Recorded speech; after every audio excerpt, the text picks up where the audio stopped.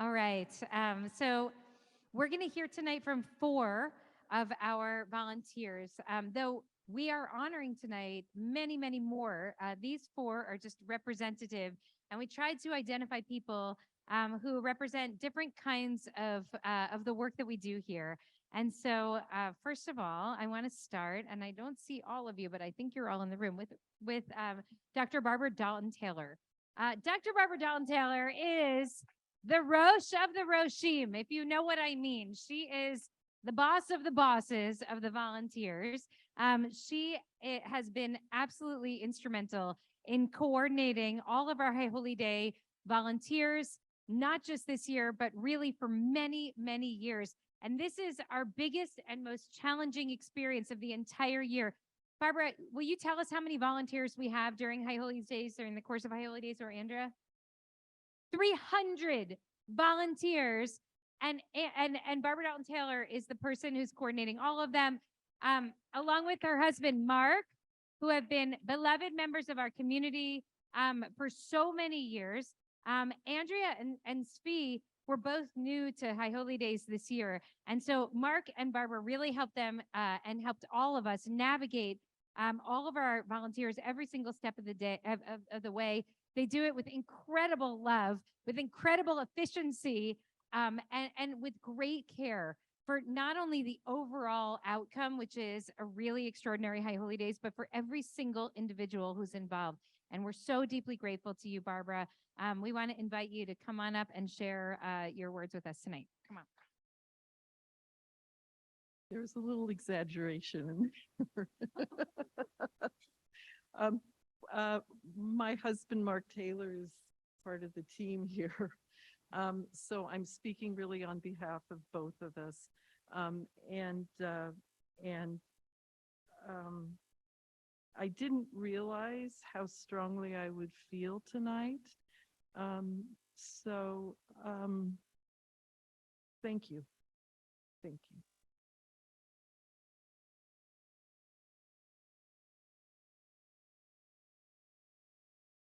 It was a really huge piece of fabric, something only a resourceful creative like Sam Hutman could come up with, to do its part in transforming the tired JCC gymnasium walls into a sanctuary for ECAR's first High Holidays.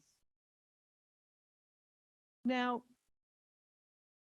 I can't remember how that fabric got hung. But I remember there were lots of hands involved. Lots of ladders climbed. Ross is shaking his head. Lots of advice given. Lots of chairs dug out of the closets that rimmed that old gym. Chairs that would be put out this way and then changed to that way, and then back again to the first formation. In short, we didn't know what we were doing. Steadily, slowly, that dirty old gym, sighing with the worn use that comes from one too many bingo games or book groups, was massaged in something that became holy. And those volunteers up on ladders, trying to keep that fabric in place, and the volunteers down on the floor looking for the dropped pin, and the volunteer chair schleppers arranging and rearranging, and the volunteer gophers on the Costco run to get the tiny muffins that would soon thrill midway during our first Rosh Hashanah services, and the volunteers with opinions about which lectern we should use and which one we should stash behind those old curtains on the theater stage, and the volunteers making sure there were Kleenex boxes and Band-Aids and aspirin in the bathrooms, and the volunteers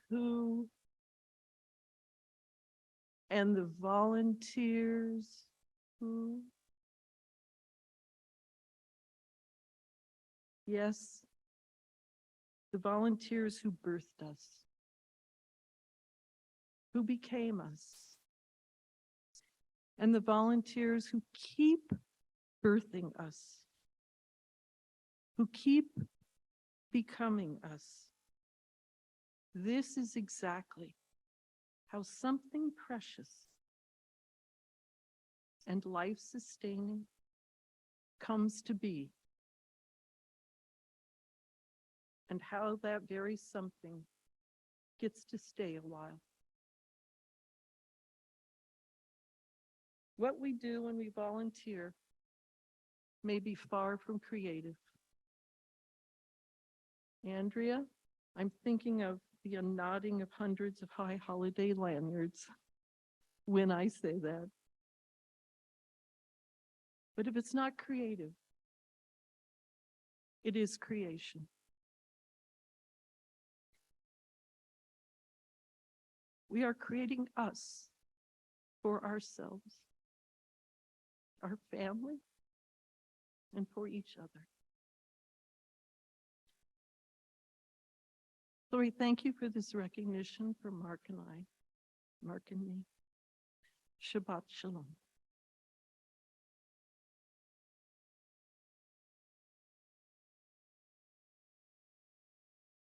Well, Barbara and Mark, we bless you. We thank you. We see you.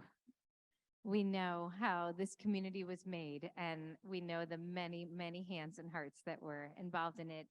And this is my pitch for those who want to really step in, for those who want to step into volunteer leadership positions, to talk to Mark and Barbara, to talk to Andrea, to talk to me.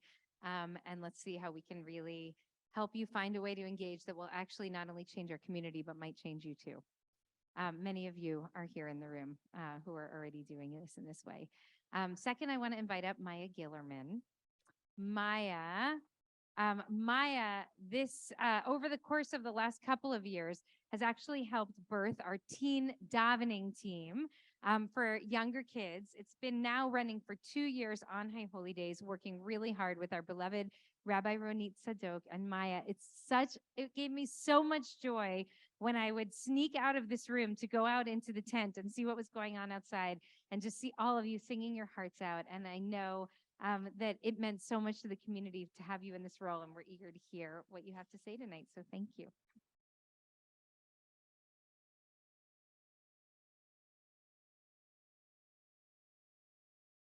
For as long as I can remember, I've been a part of the ECAR community. I grew up going to services, being here on the high holidays, and going to Limudim, and even trying to get out of Limudim. Growing up, I actually quite disliked the kids programming. I would have chosen to stay with my mom any day rather than being stuck in a classroom. Now, as a teenager, when I had the opportunity to volunteer during the high holidays in said kids programs, I was eager to take on the role because I wanted to give back to a community that's given so much to so many people, including me. The community that taught me the majority of what I know is now allowing me to help other kids learn and grow the same way I did. Seeing the kids discover and explore new aspects of Judaism helps me get a better understanding of how much Limudim and Ikar can truly impact kids. Being placed with 4th grade taught me more than I could have ever envisioned. I got to know and appreciate them on a deeper and more connected way than I could have ever imagined. I loved watching the kids grow and work through problems themselves. They found fascination in things that they initially never thought were interesting. And it will never cease to amaze me how incredibly intelligent they all are. In addition to kids programming, I also had the privilege of being asked to be on the davening team for the outside high holiday services. There was no hesitation in my answer. The reason for this was because when I would go to services as a child, the most enjoyable part for me was the music and song. And letting others experience that as well brought me so much joy and satisfaction, along with the feeling of being more connected to this community. It really feels like everything came full circle, and I couldn't be more grateful for it. As a member of this expanded community, it's important to explore different roles and responsibilities. And as I grow up, I'm beginning to see how these roles and responsibilities shape the foundations of the ECAR community everyone relies so much on. I would have never guessed that I would go from the kid running, literally, away from Limudim, to becoming the Madracha, creating an engaging space where kids are eager to be involved. While I might not have appreciated it in the moment, looking back, IKAR has always been an amazing, nurturing community. And today, I'm incredibly grateful to have been given the opportunity to give back to the community that has always been there for me. I also want to say thank you to all the wonderful people who make IKAR and Limudim in particular so special. Thank you.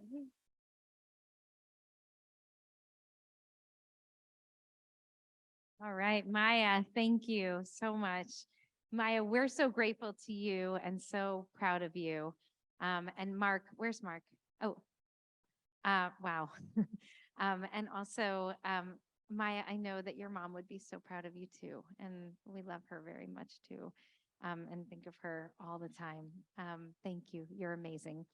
I want to invite up Paul Gutricht. And as Paul is making his way up, in honor of Maya, I want to invite people to think about if you could volunteer as a Hebrew tutor or to help out in any way in Limudim. We need a bunch more volunteers in Limudim. So that's something to just think about as we're hearing from Paul. Paul Gutricht is an amazing and beloved member of our community. He's also an incredible volunteer, never says no when he's asked, does all kinds of different things for the community, and always does it with a smile. It's like we feel, it's almost like we're giving you the gift by giving you the opportunity. At least you make us feel that way. And that is just that is so much about your personality. And it actually inspires me to want to give more from myself too when I see you in action. And I'm so moved by who you are and absolutely love having you and your family in our community. So I introduce to you Paul Gutricht for our third of 4 speakers. Shabbat shalom. Yeah? Or, yeah? Okay. There we go. Thank you. Thanks. So I can't remember if the first time I delivered Mishloach Manot was in 2020, but that year when the pandemic started, I remember I had a very vivid memory of going to an independent living community in Playa Vista. I live in Playa del Rey, and that's great thing that IKAR does is kind of get you into your neighborhood, figure out what's going to work for you. And I met a woman there, and I was delivering the Mishloach Manot to a lady who was a member and also a grandmother and a great-grandmother of people in our community. And so it was a special moment, and it was COVID, so I didn't get to go in the building, but it was lovely. And I thought, this looks like a great place.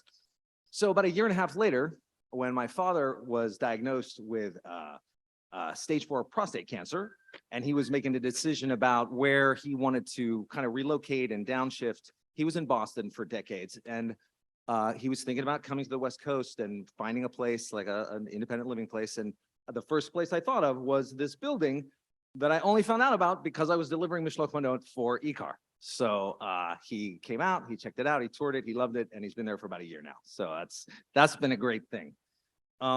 It's a lot of fun delivering these things and delivering the high holiday gift baskets because it's a little bit of sweet stuff and spirituality and community service and connection with everybody, connecting us with our neighbors. Like I said, the convenience piece helps that I'm over there, and so I'm getting to know folks in that area.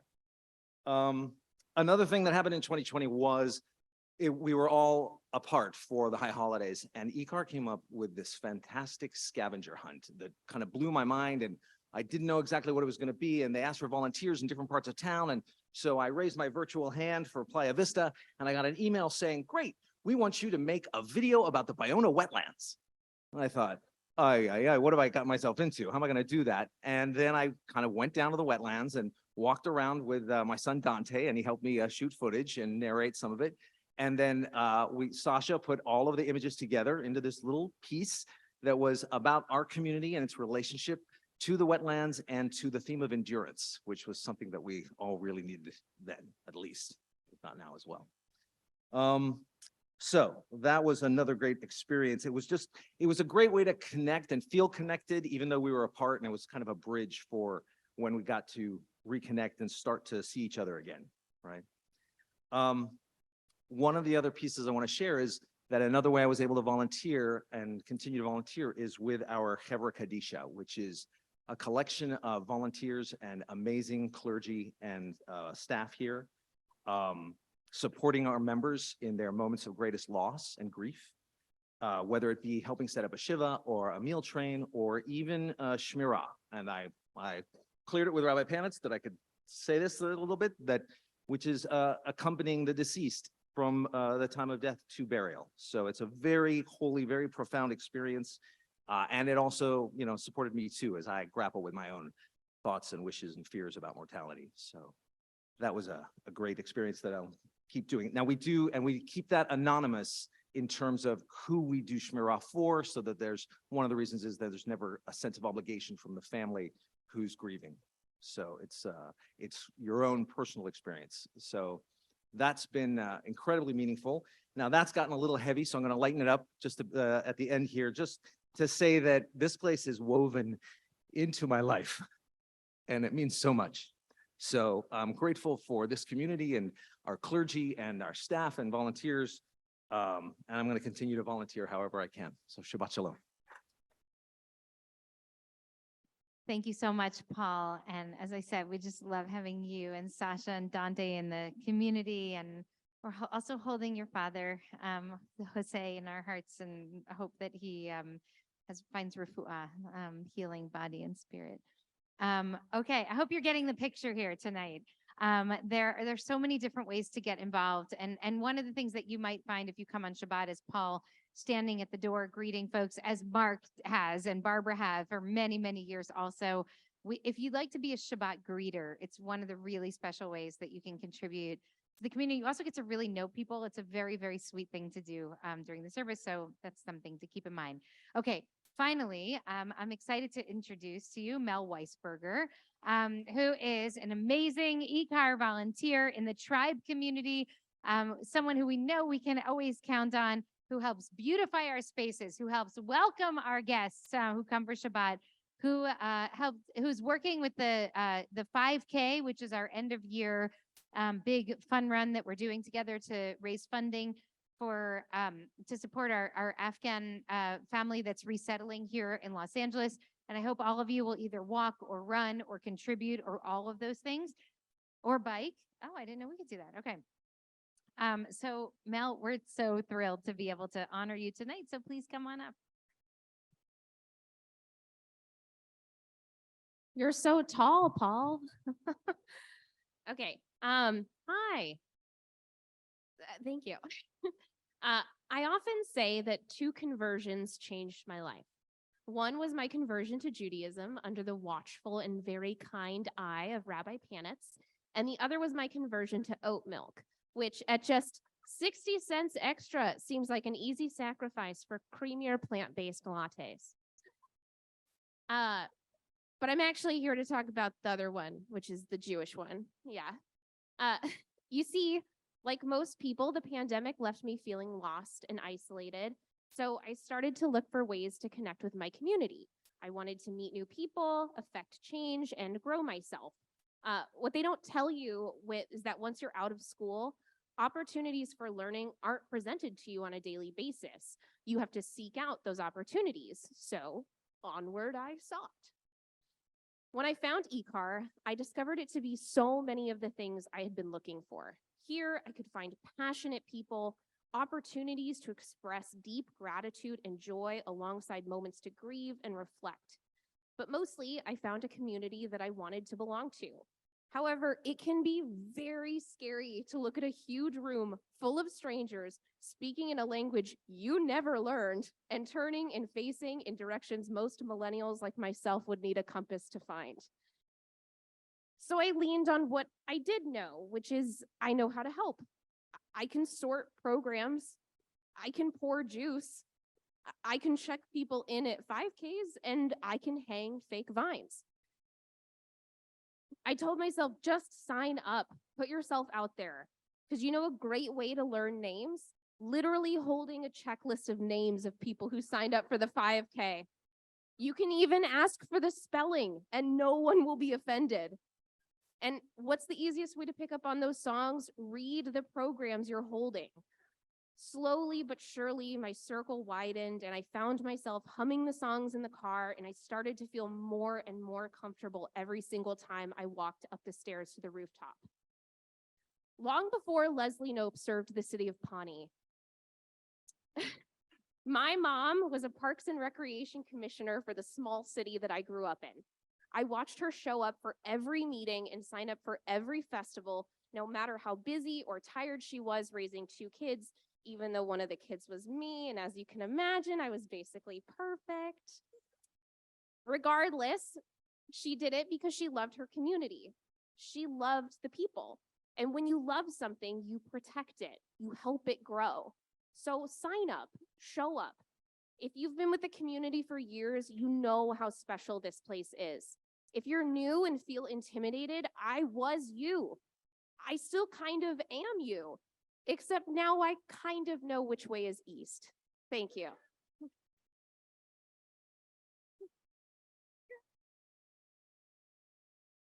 All right. That was awesome. Thank you. Thank you to Mel. It's Mel, when you're speaking about your mother, I'm thinking about my parents and how involved they were in their synagogue growing up. And they had this thing called Action Auction every year, which I think my parents ran for like 10 years. And it just totally took over our home. Every inch of our home was filled with all the materials, and they were like diehard. Like, I don't think we have observed any Jewish laws, but we observed the laws of Action Auction in our house. That was our Jewish practice. And it like actually left an imprint. And so thank you for sharing that about your mother and your incredible story here. And, we've said for so many years, you can come to Ikar and just stay out on the margins for like literally 18 years.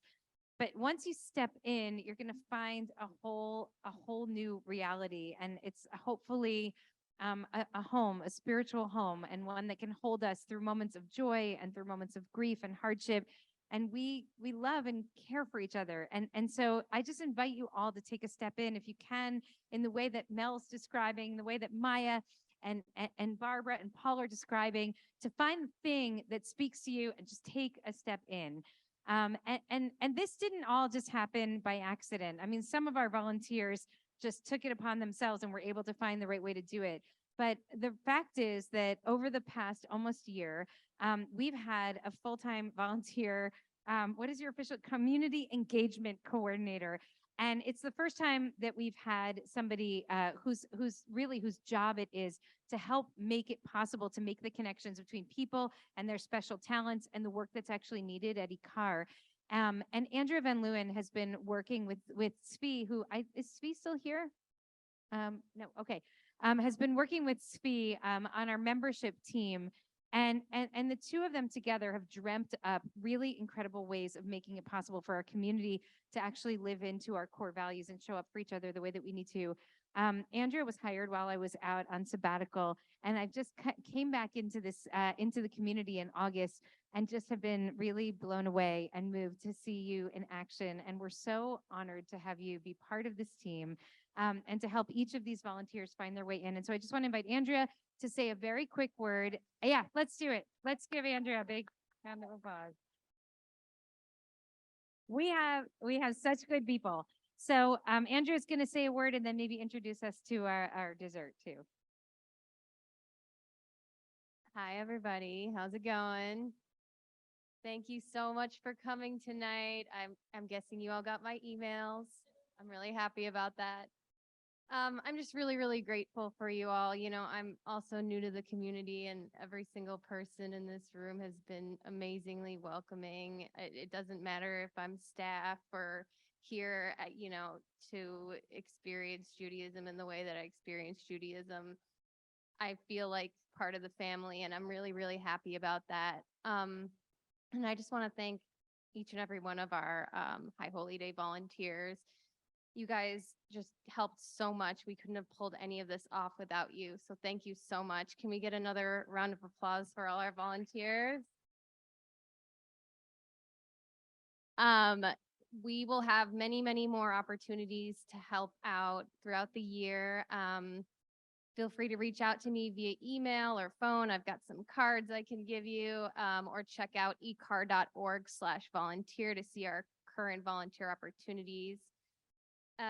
Or, just come say hi if you want to connect, if we hadn't had a chance to yet. I'd love to get to know more of you. So thank you so much. And with that, I'm going to cut the cake from Delise Bakery.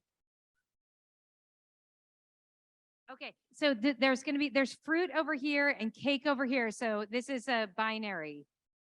Okay. Okay. You can have both, but we're going to all see which one you go for first. That's the thing. And so I just want to say on behalf of Melissa, who's in New York this weekend and really didn't want to miss this moment, on behalf of all of our clergy and our whole staff, we're so grateful to this beautiful community and to all of our amazing volunteers. So please enjoy the rest of your night. If folks can help us by just bringing your dishes, thank you to Marina and to the whole team from Del Cielo for making this beautiful, sweet, vegan Thanksgiving. We're going to help them out, and by bringing all of our dishes, we can bus our dishes over here on the side. And please feel free to come get some cake and some fruits. We wish you all Shabbat Shalom and thank you.